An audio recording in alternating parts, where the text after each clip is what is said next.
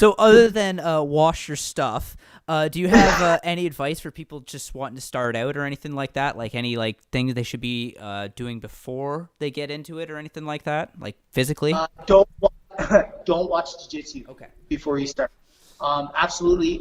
Just research where you go. Check out lineage. We didn't talk about my lineage yet, but I would like to at the end of this. But lineage, you need to check lineage. Make sure it's Brazilian. It like depends. It all depends on what you want to take. If we're talking about jiu-jitsu right now, Brazilian jiu-jitsu specifically, you want to make sure that that person that you're learning from is from a legit school. So you need to check lineage. So first thing is always research before you even contact the school. Look at their website, their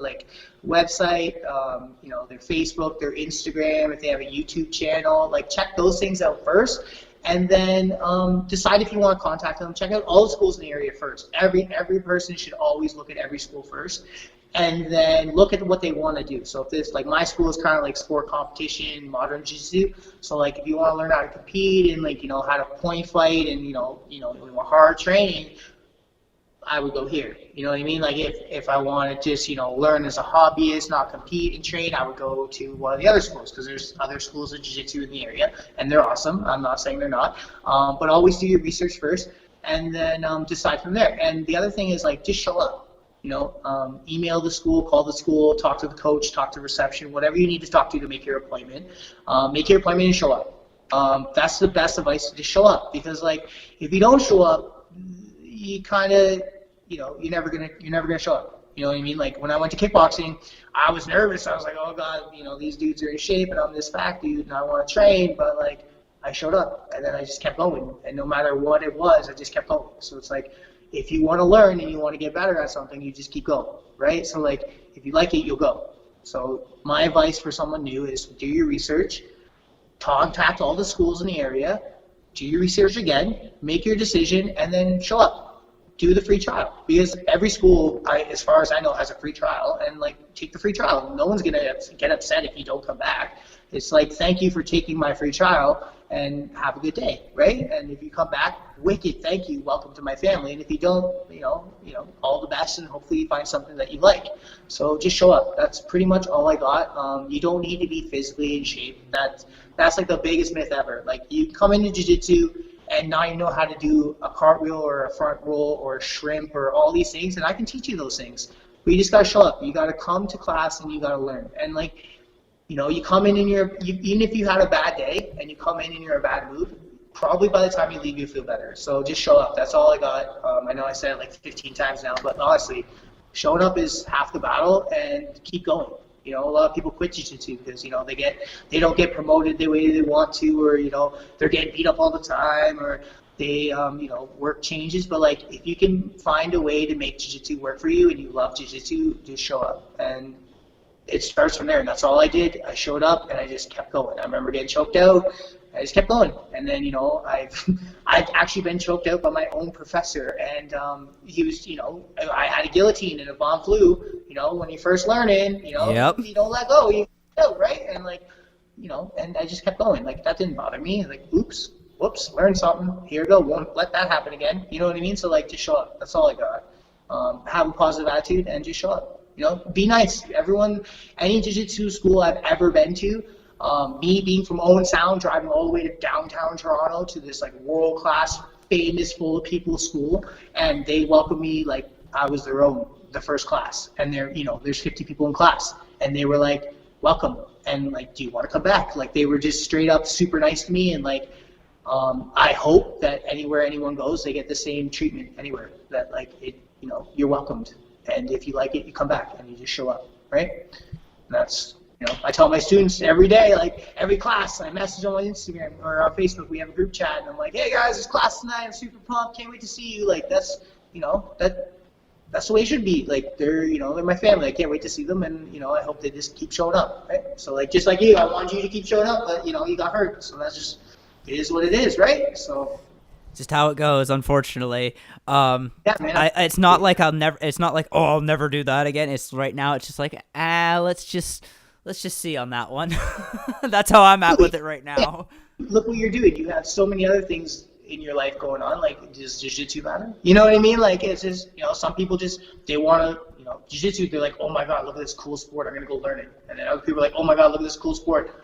Oh crap, I should not learn this. Right? Like, that's just how I look at it. Well, you did come and try my class, and unfortunately you got a little injured in the ribs, but you did come and try it, so you do know, a little bit about me or where I come from. So yeah, I was definitely not in the best shape to do that in. Definitely not. Yeah, broke a rib doing that. When I started martial arts, man, I was like 250 pounds, so don't even worry about it whatsoever. You think you were out of shape?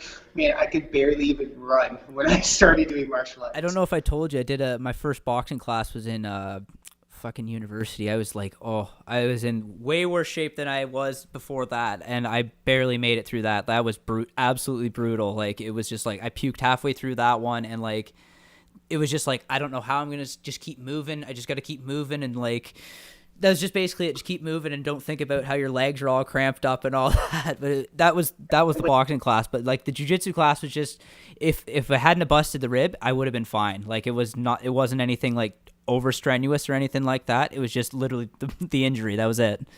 Yeah, absolutely. Well, at least you had a couple classes before it happened anyway. Exactly.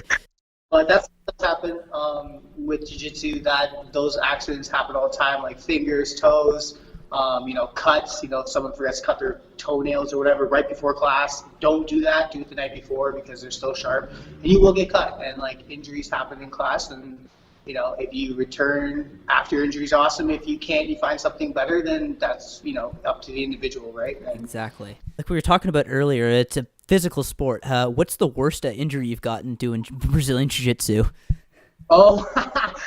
Besides fingers, toes, and cuts, black eyes, I almost lost a tooth. My front tooth went backwards on me. That's with a mouth guard. Yikes. Mouth guard, awesome. I probably lost my tooth, but a couple years ago, I went to a Nogi seminar for one of my favorite coaches, and probably like one of my most, is this the right word? Inspirational coaches I have. That makes sense. Like he's a friend now, Dennis Beeman. Amazing Nogi guy, amazing. He's a brown belt, high level, world class, went to Pans, Worlds, done it all. He's like 126 pounds, man.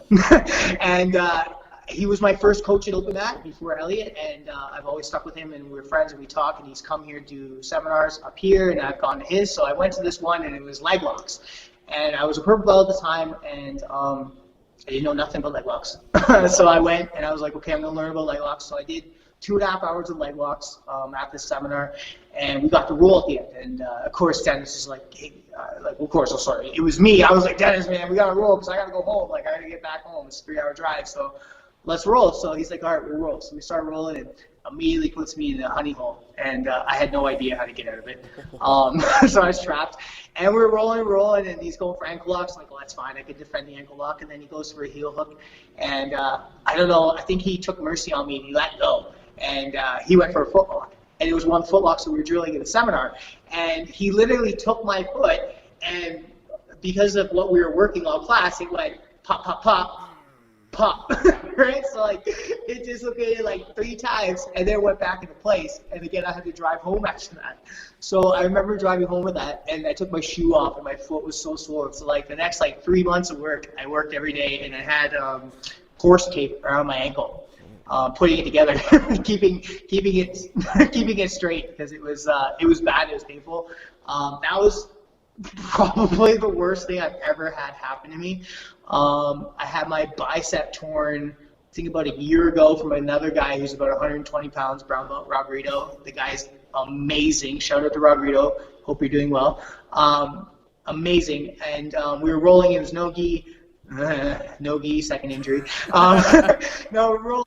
And I was turning from back into closed guard, and I thought I was in the right spot, but my arm was not in the right spot. And I remember him grabbing my arm to stop me, and it just, my bicep went you know what I mean? It just kind of turned funny, and it swelled, and it was hanging like jello, and I'm like, oh yeah, I'm fine. And then 10 months later of light lifting weights and dumbbells, and now it's fine, it looks fine, but for the longest time it looked pretty deformed and weird.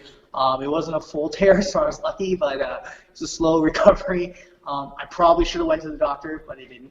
Always go to the doctor with your injuries. Always. I don't. I have two of my students are paramedics, and I literally talk to them, and they're like, if you don't want to go, don't go. You should go. But you'll be fine if you do this, this, and this. And that's what I did, and probably stupid for not going, but hey, right now I'm fine. But yeah, the other thing I want to talk about is like the scariest thing for an injury, and it's not really an injury, but the scariest thing that could happen in jiu-jitsu, ringworm. Yes. Ringworm, outbreak of ringworm. Staph. Staph.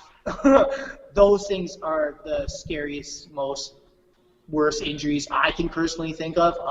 I've never really had them, but I mean, like, they're bad to get rid of, and that would be my worst injury if I did get one. Would be staph infection, ringworm. So wash your gear, wash yourself, and sanitize. Definitely. Do not hesitate to wash yourself because you do not want ringworm or staph. Ringworm especially is gross. I knew some people that had it around the way, and it spreads quick, and it's definitely an injury that you don't want, and you don't want your teammates to know you have it either because it is highly contagious. So always wash yourself and your stuff. Jesus. Just looking at some pictures I've seen of like staph infection, just like, oh my God, like how did you survive that? Just like, a dirty gi, or you didn't shower before class and your skin rubbed the wrong way with the other guy or other female or whatever, right?